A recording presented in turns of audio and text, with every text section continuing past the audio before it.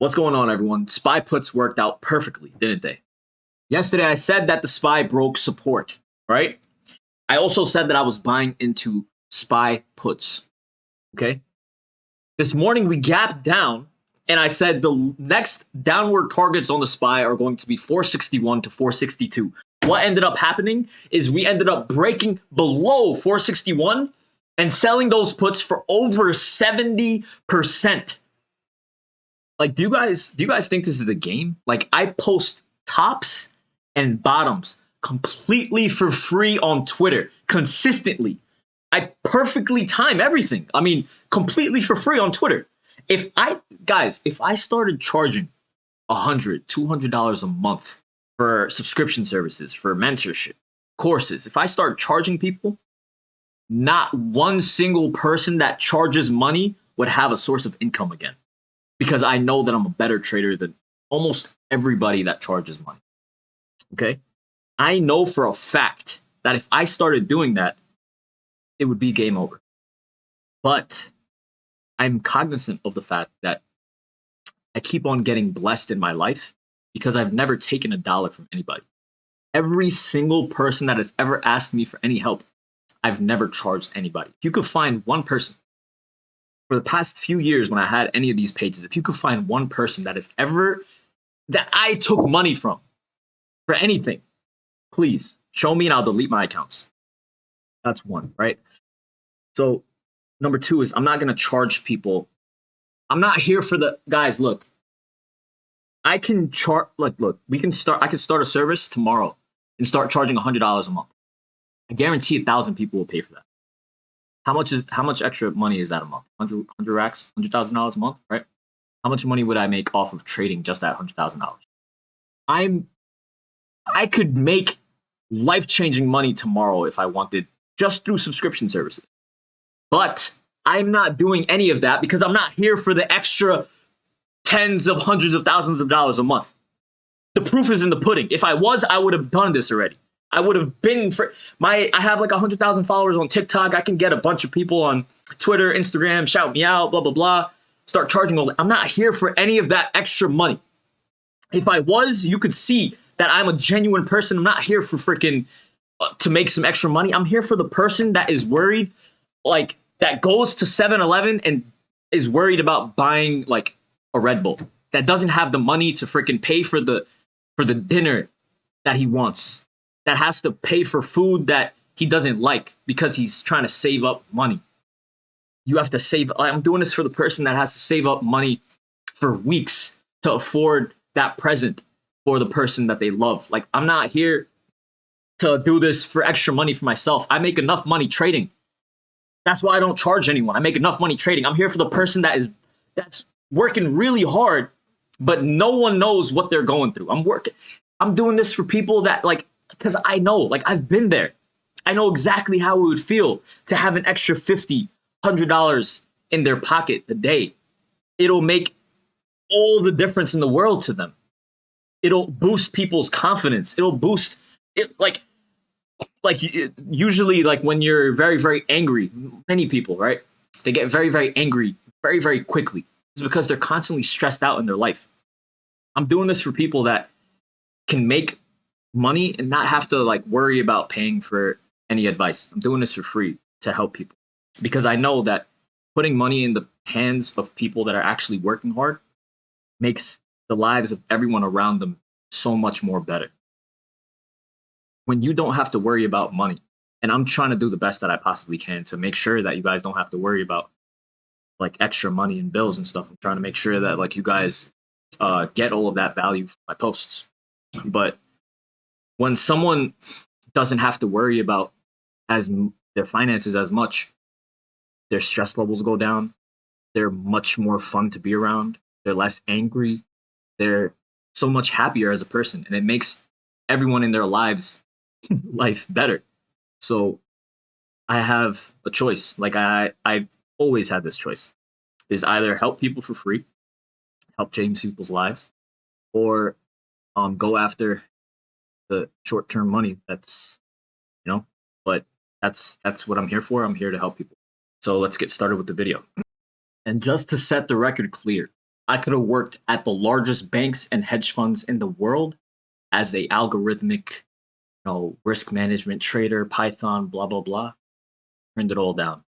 Became self-made, and I share all of my information and everything with you guys now. Anyway, woo! All right. So, all right, guys. So SPY puts, cool, right? So we got into SPY puts, obviously, because we broke down below this trend line. Broke below the trend line, right? But the MACD was also extremely overbought. So there was tons of weakness and potential weakness to the downside. I saw that. And also the RSI, you can still see like it barely moved down.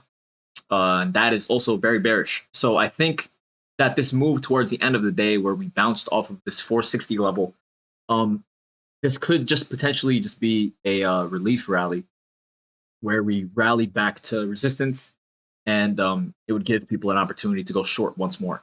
And also tomorrow at 2 o'clock is the Fed meeting. That's the final meeting that Jerome Powell, everyone, that's going to be for the rest of the year.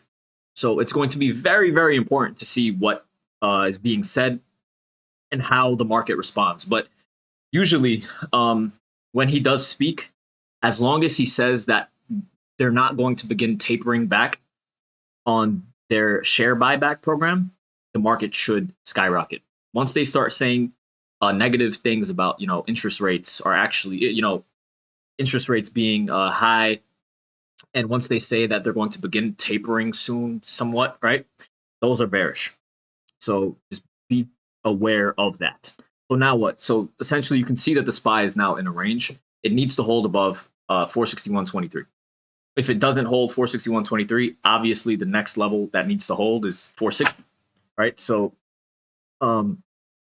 this 460 looks like a possibility that will come back and retest, because usually when we have such a bearish, disgusting move like this, and the MACD has not, dramatically fallen, that means that there's still tons more room to the downside for both the MACD and the RSI. So it's kind of scary. It looks very bearish. The level afterward is going to be 458 on the SPY. So yeah, essentially those are the levels that you need to continue watching. Now let's go ahead and take a look at the other indices. So here's the NASDAQ. And I was saying that we, if we break this 390, 391 level, then we would come back and retest this gap. So what ended up happening is not only did we fill the gap, but we opened into the gap. So we filled this entire gap here by opening within it, and then we bounced up. So that was just a very disgusting, bearish move to the downside. And the fact that the MACD, let me erase it. The fact that the MACD has still not crossed down below means that there's still a lot of momentum potentially to go to the downside, and that is very, very bearish. You can also see the clear discrepancy in the RSI as well. Huge bearish move. The RSI is just like stagnantly going down. So that means that with this logic, it can just continue stagnantly going down, right? While it continues vomiting. So that's why I'm saying it's very, very bearish that the indicators are responding in this way. So the levels are, if 384 doesn't hold on the NASDAQ, then the next level is obviously going to be 382, and then the psychological level at 380. And then, of course, we might come back and retest this trend line here at 377, 378. But we'll have to see. But those are the levels on the NASDAQ. And hopefully we get some good news from, Mr. Powell tomorrow that will tell us, this was just a good dip buying opportunity. But I didn't take any positions overnight or anything like that. I was just very indifferent, and I was just waiting for the FOMC meeting. So the IWM looks absolutely garbage, and I believe that's because people are anticipating that there's going to be negative news towards banks and towards economically sensitive stocks. So people are anticipating bearish news out of the Powell speech tomorrow. So that's why there's a sell-off in the IWM. We can see that it crossed below 216.50, and it's retesting these lows here. So the fact that we're retesting the lows The MACD has still not crossed below. The RSI is still not oversold. You can see the RSI was extremely oversold here, right? When the IWM was trading at the same exact price a few weeks ago, the RSI was oversold, and that gave us enough momentum for the bounce. Cool, right? We played that bounce. But now, the RSI has lots more room to go to the downside, and the price is basically exactly where it was. So now, with that same logic, if the RSI continues going down at the same speed, in accordance to the price movement, the price can end up all the way down here, essentially. That's basically what the indicators are saying. Same with the MACD. The MACD is still not crossed down below. So usually, once it crosses down below, that's when people start looking for dip buys. But the fact that that hasn't happened yet, multiple indicators, multiple things are showing that, we can fall back down to 204, 205 level on the IWM. So that's my analysis on the overall market. It's really, really dependent on the FOMC meeting tomorrow. So we need to just monitor that. So now I guess we should definitely go ahead and take a look at the crypto market. And then we're going to go over all of the stocks you guys wanted me to do technical analysis on. So Bitcoin, the RSI is, so this is very bullish now, Bitcoin. The RSI is moving upwards and the price is still moving downwards a bit. But the fact that the RSI is showing momentum to the upside and showing higher lows here and here on the RSI, that means that the momentum is starting to shift. So all of the strength that was being pushed down below on Bitcoin is now slowly starting to turn. And that's very, very bullish. The only issue now is that the MACD is still extremely overbought. And it means that technically there's still tons more room to go to the downside.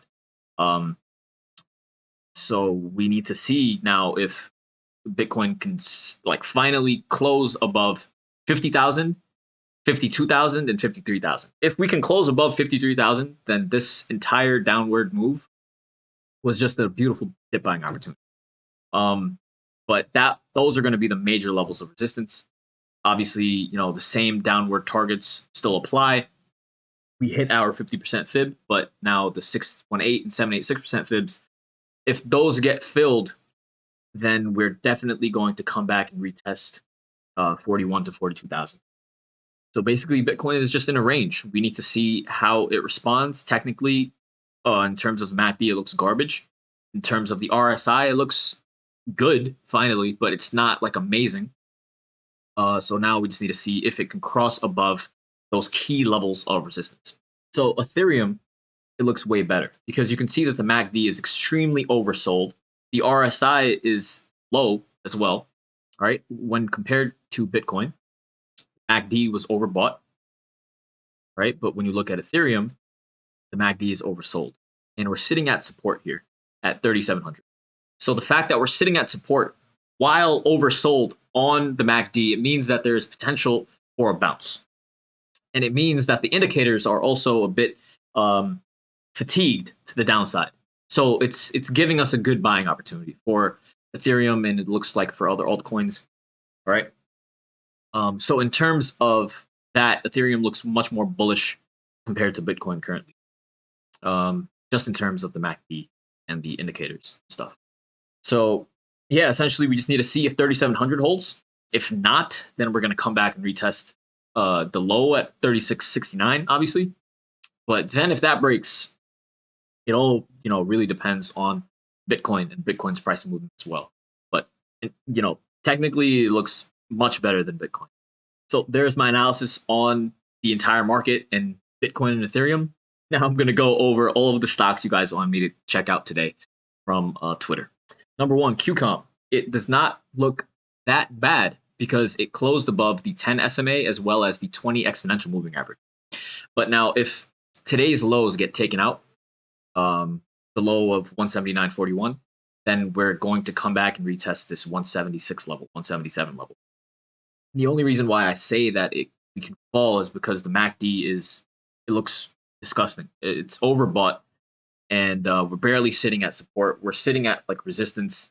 This is like a setup for a dramatic move to the downside. So yeah, we'll just be very careful about QCOM. set your stop losses, but this is not the most bullish setup. Obviously, we see an uptrend and a bull flag, but technically, the RSI is almost overbought. We're basically at resistance, and the MACD is showing lopsided momentum. So just be careful about QQQ. Doge, obviously, if it holds above 17 cents, which is also coincides with the 10 simple moving average, that would be very good. So ideally, we want to see a base being created above 17 cents. And the other problem right now, though, is that the 20 exponential moving average is acting as resistance. So we need to see it create some sort of a bottom above 17 and then eventually break above the 20 exponential moving average. So that would be the ideal situation. But you can see that the RSI skyrocketed on a huge move, yet we couldn't. It seems like we aren't going to close above the 20 exponential moving average.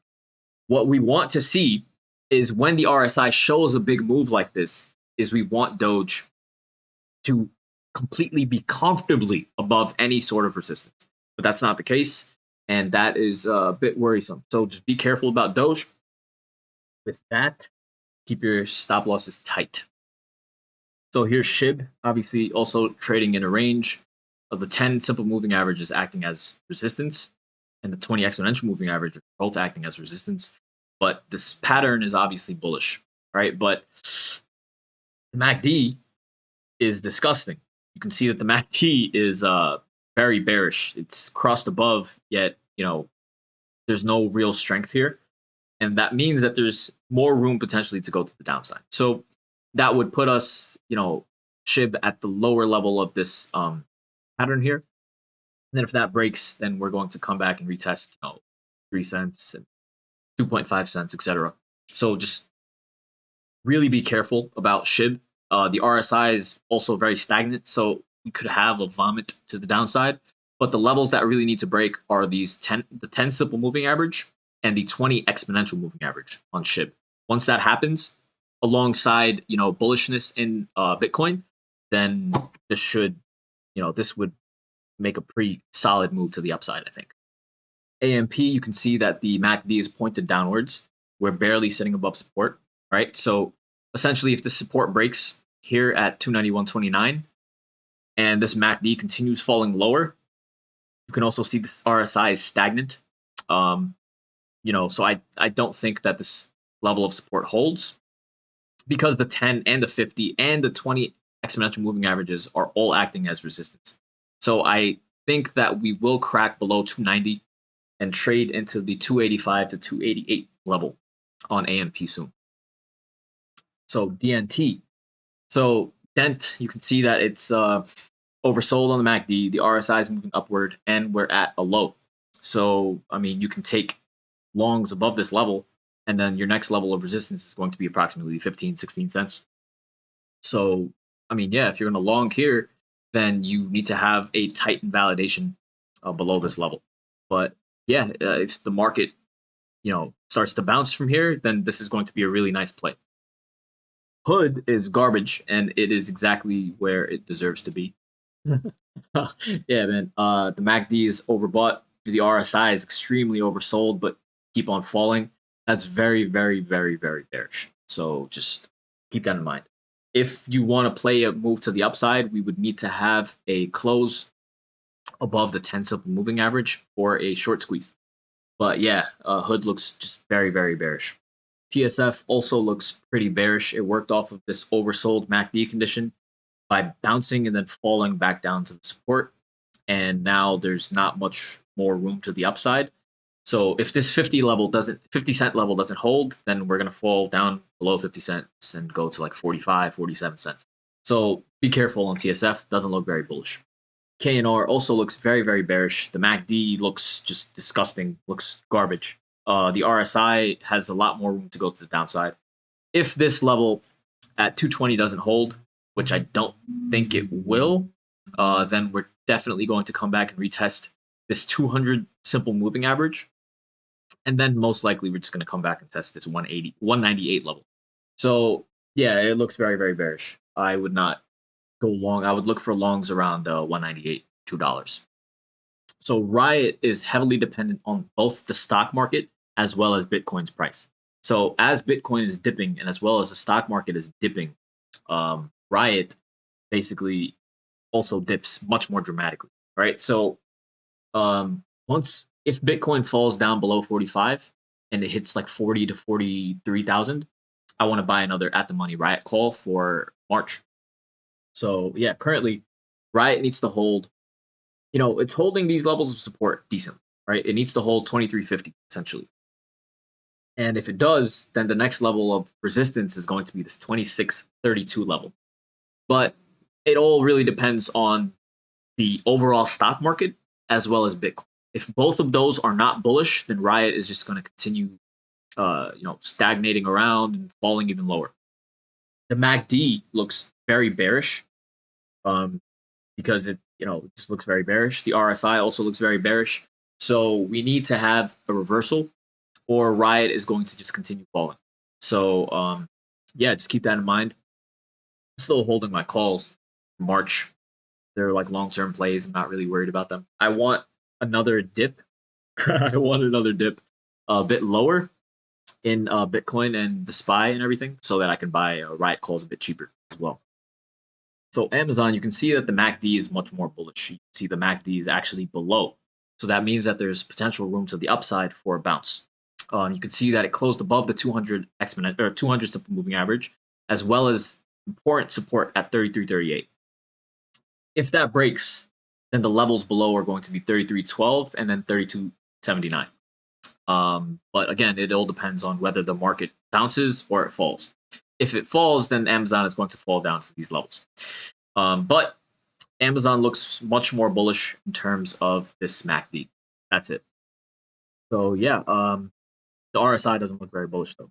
So just be careful. The resistance level would be this 50 simple moving average at around 3,400 if we do bounce. HNT doesn't look that bullish in terms of the MACD because we're crossed above, which means that there's still potential more room to the downside in terms of the MACD, right?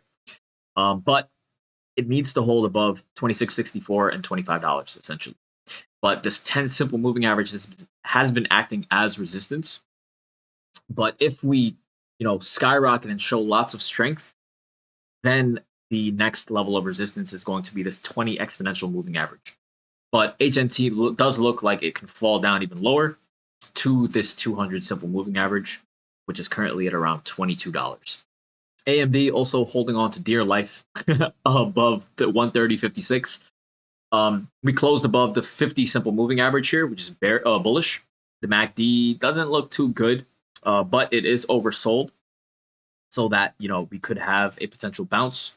But then the next upward target is going to be this 10 simple moving average on AMD, and that's going to act as a solid level of resistance. We need to see how it responds over there.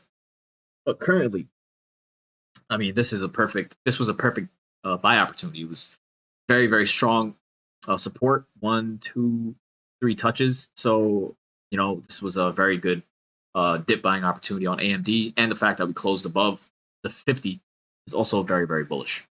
ARK does not look bullish because the MACD is extremely overbought.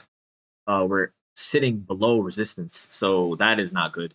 And the RSI is moving very, very slanted, but we're dramatically falling in price, and the RSI still isn't oversold. So that tells us that there's tons more room to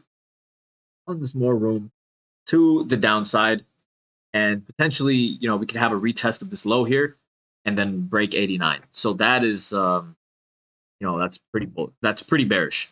If this level doesn't break, if 95 doesn't break, and yeah, that's essentially what it is. 95 and then 97.50 need to break as resistance. But in terms of technicals, it looks garbage. Waste management honestly doesn't look too good either because it's closed below the 20 exponential moving average as well as the 10 simple moving average. So those are two key levels of resistance, and that's not really what we want to see. You can also see that the MACD is bearish because it's crossed above, yet we're failing at resistance. So that means that there's still tons more room to the downside on the MACD, which also means that there is tons more room to the downside on WM, right? So We need to see if this 50 simple moving average can continue holding. And essentially, we need to see if 160 holds. If 160 holds, if 160 breaks, then we're coming down to 158, 156. And yeah, it all really depends on the overall market. But this was not a strong close today on waste management for sure, right? So just be careful. Sony, I mean, like you can see that it's at a multiple. It's at a pretty decent level of support here, but the MACD just crossed below, right? So there's still potential more room to the downside in terms of the MACD. Also, this RSI is stagnant, so that's not the best sight either, which means that there's potential tons more room to the downside. So these are the levels on Sony. 119 today's low essentially needs to hold. If not, then 119 and then 118 are going to be tested, which basically also coincides perfectly with the 50 simple moving average. So just be careful about Sony as well. It doesn't look very bullish. Real also does not look very bullish. So obviously, so essentially, if this $11 level doesn't hold, so number one, the fact that this RSI has still not become oversold yet is very, very bearish because we're vomiting to the downside, yet the RSI didn't even say, hey, guy, all right, we're oversold now. No, there's still tons more room to the downside, and the MACD is just pointed downwards. So it looks like Real can continue falling. If $11 breaks, then 10, 15 is going to be the next level to the downside. I would be very careful about Real. I would just get in a position if it closes and holds above 1130. That way you have like a nice levels of support and then upward targets to the 10 simple moving average. So, but yeah, right now it doesn't look like it's forming any bottom. So beyond, it's trading in a range. It closed above the 10 simple moving average. It held these levels of support, the 62 and 63 area, very well, and it's bouncing. But now the next level of resistance is going to be this 20 exponential moving average, which coincides perfectly with the 72.5 level.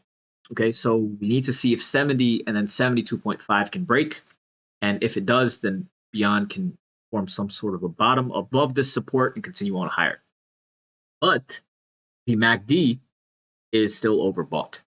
So that is not bullish at all. And the RSI sharply bounced as well when the price movement wasn't that dramatic compared to what the RSI did. So that is also pretty bearish. I would be very careful about going long Beyond until we break above 72.5. CLF, the MACD is going lower, yet the price is going higher. So that is somewhat bullish, but we failed at the 10 simple moving average and the 200 simple moving average. So that's obviously bearish. It held the 1966 and the 1980 support levels very, very well. So essentially, we need to see if we can hold 19.5. If 19.5 can hold, that's very bullish. And then especially if we hold support while the MACD is going lower, that would be very, very bullish. And CLF can potentially have an enormous short squeeze. So yeah, just keep that in mind on CLF. But the MACD is signaling that there's still more potential room to the downside. And yeah, there's that for CLF. ADA has been holding this level of 118 like perfectly. All right, so the MACD does show that it's bearish because it's still overbought and there's still potential rooms to the downside. But the fact that we're holding above support is good. The next, obviously, level of resistance is going to be this 10 simple moving average, which has been acting as resistance all throughout this downturn. So as long as we can hold 118, 119, and then close 2 times above the 10 simple moving average, that would signal that the momentum is now shifting to the upside. So, but the only issue for that is the MACD is overbought and pointed downwards. So again, if the MACD can become oversold while we're holding support, that would be very, very bullish for ADA, similar to CLF. XRP does not look as bullish because the MACD is extremely overbought compared to, where we are currently. The 10 simple moving average is still acting as resistance, but the RSI is moving upwards. But, we need to close above the 10 simple moving average, essentially at 83 cents. But the MACD is pointed The MACD is overbought. So again, it's potential that there's still more room to the downside. So just be careful on XRP. The next level of resistance for XRP would be this blue trend line, essentially, which coincides with this 20 exponential moving average at around 89 cents. So there's that for XRP. Apple does not look that bullish because this is not a bullish setup at all. It looks like Apple is going to crack down below this uptrend line, and if it does, then it most likely will be a bit dramatic. I don't think that the 10 simple moving average will hold at 170.60 because also the MACD is extremely overbought, and it means that there's still potential room to the downside. And after this huge downward move recently, the RSI is still almost overbought. So that isn't the most bearish signal either. So essentially, we need to see if Apple can hold 171. If Apple can hold 171, then this was just a beautiful dip buying opportunity and continuing on the up only. But technically, this is not good, and I think that Apple falls. SQ also does not look great because we closed below our most recent lows. The MACD is pointed, the MACD is overbought and pointed downwards, which also signifies there's tons more room to the downside.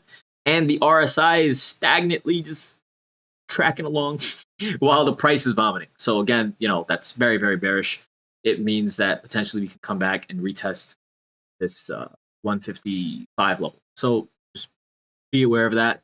This isn't the best situation for SQ. Definitely doesn't look very bullish. What we want to see is basically support being created above 175. PayPal also not the most bullish scenario because we're failing at the 10 simple moving average and the 20 exponential. The RSI is stagnant. The MACD overbought, still pointed to the downside, means potential room to the downside, but we held this 178 level, 179 level very well. Now we need to hold this 185 level. So if 185 can hold well, then that might give us enough momentum and steam for us to move and then retest this 196 level. It's very, very important on PayPal. So NVIDIA today was trading outside of the lower level of the B band, and it bounced off of the 50 simple moving average perfectly and is extremely overbought, oversold on the MACD. So this is a pretty bullish setup. So essentially, we need to see, as long as NVIDIA can hold these lows, 270 to 272 area, this could be a very good dip buying and bounce opportunity on NVIDIA. So yeah, the MACD looks much more bullish than the other situations that we were looking at, and we held the 50 perfectly. And we're trading outside of the lower level of the B band, which is technically a much, when we're overextended to the downside, that's a good signal for a dip buying opportunity potentially. Coin holding 232.50 very well, which is the lowest, 243.50, sorry, very well. And it's like reversing. The MACD is crossing above, but again, we're not crossing above any levels of resistance. So the fact that the MACD is crossing above but we're failing to even move upward properly is not the best sign. Even if we did cross up above tomorrow, right, and we continued higher, this 10 simple moving average would be resistance at around 266. So 265. So I would be very, very careful about coin. Also, obviously, it really also depends on Bitcoin as well as the SPY. So be careful on coin. Mara oversold on the MACD, which is decent. Failed at the 200 simple moving average, which is not decent. And it crossed down lower than the previous low on December 6th. So essentially, it needs to hold now. Today's low is at 35.50. And if 35.50 doesn't hold, then we're going to come back and retest 32.50 on Mara. And the RSI being stagnant like this means that there's still potential vomiting room to the downside. Same with the MACD. So just be wary about that. This was not a bullish scenario. We wanted it to close above the 200, but we failed at it. So just be careful. And even if we do cross above, then the 10 simple moving average at around 42.70 would be the resistance. All right. Pfizer is doing well, made a new high today. The MACD just crossed above. This is what we want to see. The MACD just crossed above, and we're making new highs. So this is much more bullish than the MACD crossing above, and we're over here like dying at support. So this is the strength that we really wanted to see. So you can also see that we're basically almost making new all-time highs, but the RSI has not even become overbought yet.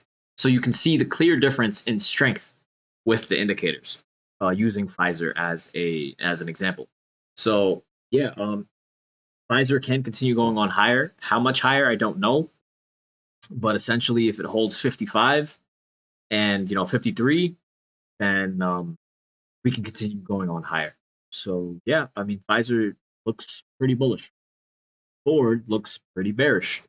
We closed above the 10 simple moving average, which is good, right? But the MACD is very, very overbought. So that's signaling that there's tons more room to the downside.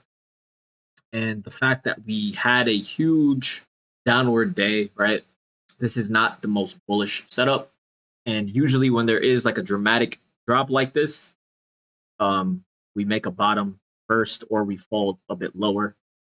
So this is not the best setup for Ford. If $20 breaks, then we're most likely going to come back and retest 19. So I would be very careful about going long Ford here. I would rather try to buy some at $18 to $19. So Lucid failed basically at this level of resistance here today at 40.75. And you can see that the MACD is crossing upwards, but we're failing at resistance. So what we want to see tomorrow is, and another thing is we held the 50 simple moving average very well. So the next level of resistance essentially is going to be the 10 simple moving average at around 43.50. And we could potentially get that because the MACD is sharply moving upward, right? So we could see a continuation in this move tomorrow. But then if we see a fail at the 10 simple moving average, then this would just be a put buying opportunity for a continued move to the downside. But yeah, essentially, if we see two closes above the 10 simple moving average, that would basically signal a change in the momentum of the trend, in my opinion. And ZOM does not look very bullish at all because the 10 simple moving average is acting as clear resistance all throughout this entire downtrend. And you can see the MACD is extremely overbought here. The RSI is not even oversold yet, but we're vomiting to the downside. So that's also very, very bearish. It means that there's still potential room to the downside using the RSI and MACD as an indicator for that. If 34 cents doesn't hold, then we're going to come back and retest 32 cents. And then if that breaks, then we're going to continue falling. So I'd be very, very careful about ZOM, and I would manage your risk. And yeah, if you guys enjoyed the video, please make sure to like, comment, subscribe, do all that good stuff. I hope you guys enjoy the content that I post. I hope I'm helping. And yeah, please share widely and have an amazing night. Thank you.